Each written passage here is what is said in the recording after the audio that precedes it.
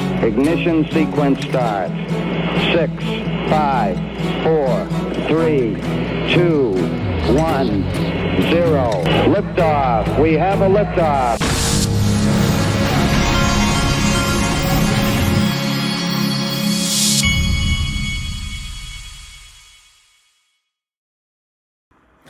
Hey everybody, this is the Digital Asset Investor. Wanted to show you, I forgot to show you that my partner iTrustCapital has added XDC to the platform.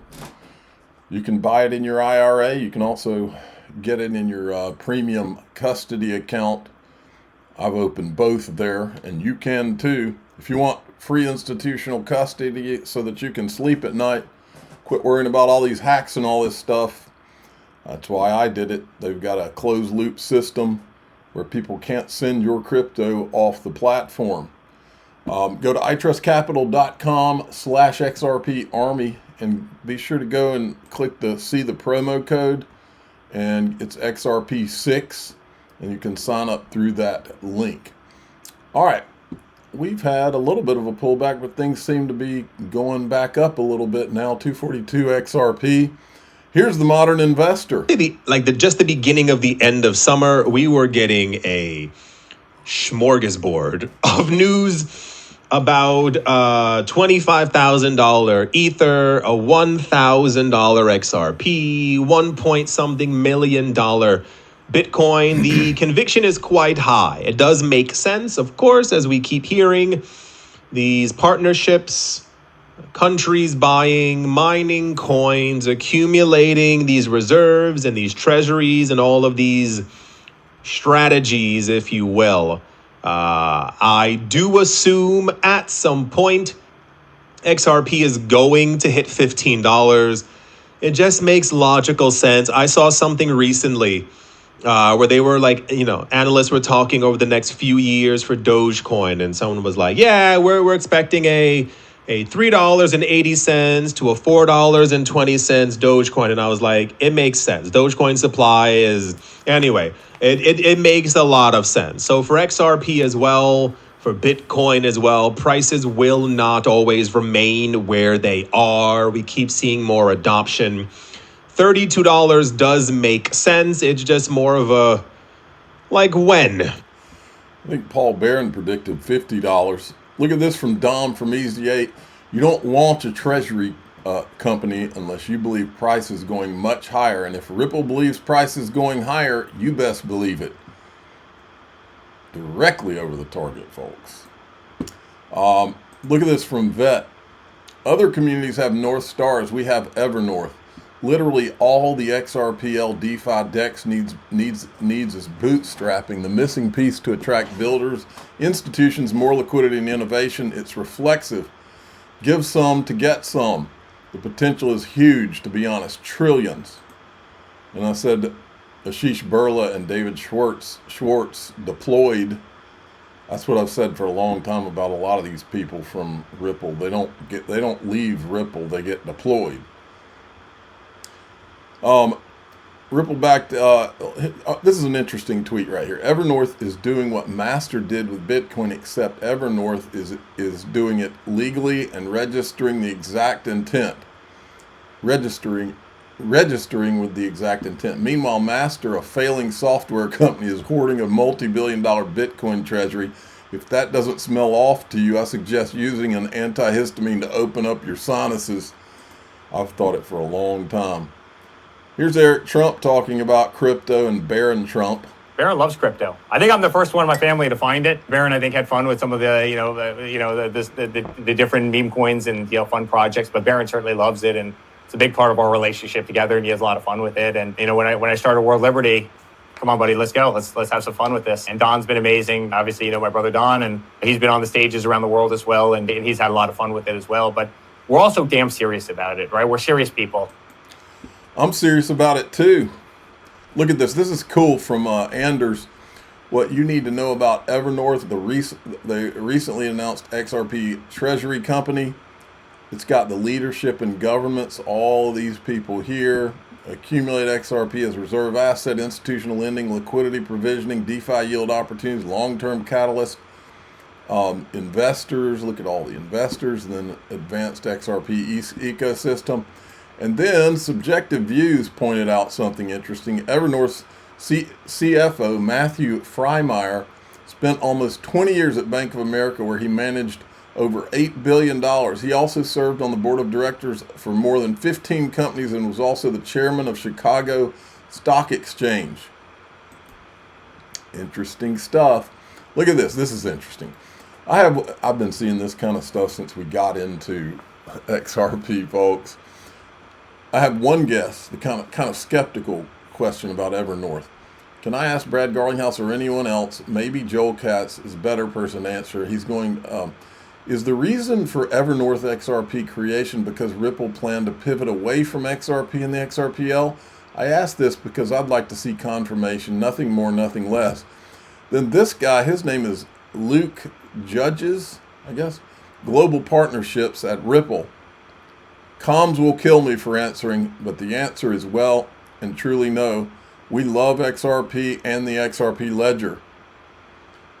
And I decided I would remind Luke Judges, hey Luke, I think Brad Garlinghouse already got Lost the Plot approved by Comms. Behind XRP. If anyone thinks that Ripple is not 100% behind XRP, is just missing, they've lost the plot. Like, we are totally committed, and we will remain totally committed. Yeah. And by the way, Michael Arrington is behind the scenes involved in Evernorth from what I read. That's Brad Garlinghouse's best friend that was with him there on stage. Look at this.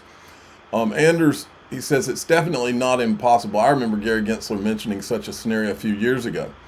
From Neatsbucks, there are several reasons why Ripple would buy new XRP with new capital for treasury, yet many ask, why not just move all from the escrow? A purely speculative factor. Maybe the pre-allocation theory is correct, and Ripple has less XRP in escrow than public thinks. I'll play this clip. This is from Gary Gensler back when we were uncovering ETH. Monopolist with another central monopolist. A lot of commercial banks aren't terribly excited about that. Maybe you're going to have to give some ownership. Maybe you'll have to give 50% of your ownership to the 20 banks that are now, part of this. I mean, there are other ways to build incentive systems. Maybe you put a native token in there, and you give them the native token. So there may be other incentive ways to beat the current monopolist, but I, having been around commercial banks for a long time, they really are looking for ways to replace their aggregate. You get the point, folks. And I said this here, and it's so true. This is really what's kept me interested in XRP from the start. A kid or an adult manipulator of markets would point at Ripple and say, those greedy guys are hoarding all the XRP. I'm buying Bitcoin. It's freedom with a hidden founder.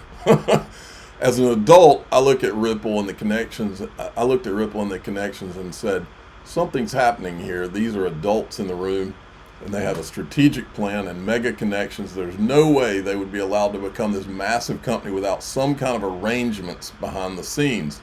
Glad I wasn't a kid when I found this. That's kind of how I got here, folks. Vincent Van Code, when will everyone just accept the Ripple endgame? What has always been XRPL and XRP, not stablecoins, not cross-border, just establishing a global liquidity on chain and using XRP. Liquidity on chain using XRP, the liquidity token XRP. And I said, it's always been about XRP, and more specifically, the XRP price. Ripple just can't say it. I can. Now, you got to see this clip. What's Ripple trying to do here? You want to understand what Ripple has been building all this time, for the last decade? The Kwok brothers, who are about as smart as it gets, they get it.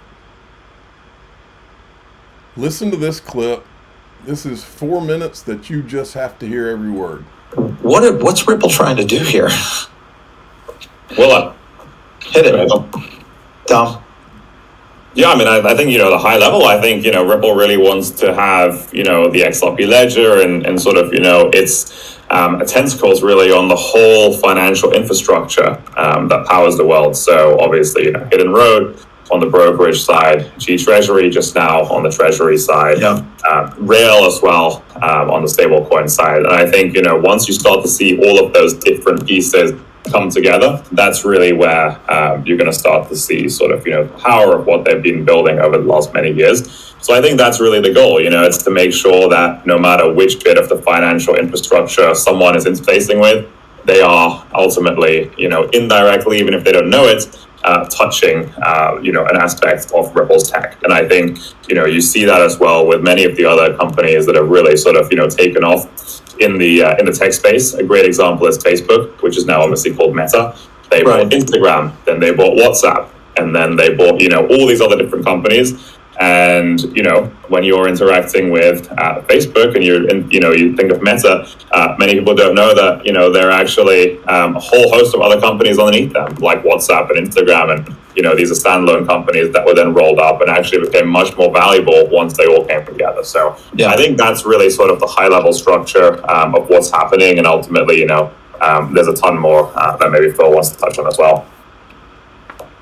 Do you think, Phil, that this plays into a long-term strategy, or do you feel like these are just opportunities that are coming across Ripple's desk and they're like saying, hey, we cannot not buy this company?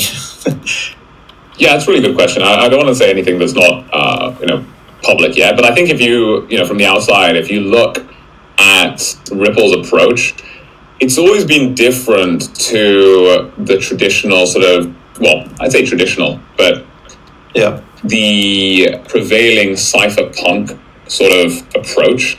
If you look at the different strands that crypto really started off from, those Bitcoin, right, which I'd say is more on the cypherpunk tradition. The first post that Jed McCaleb made on Bitcoin Talk was about XRP, or as a better alternative to Bitcoin, right? It was just his idea. Then the whole ethos behind Ripple and where it came from was, look, we need to build on what's come before, right? We're not going to build this all just from nothing. We've got to work with the existing financial system. And if you see what Chris Larson talks about as well, he always talks about how there has never been a big technological shift which hasn't built on what's come before. And I think that what you see happening with Ripple is really in that ethos. It's in the ethos that, look, we're going to build on what's happened before. We're going to work together with institutions.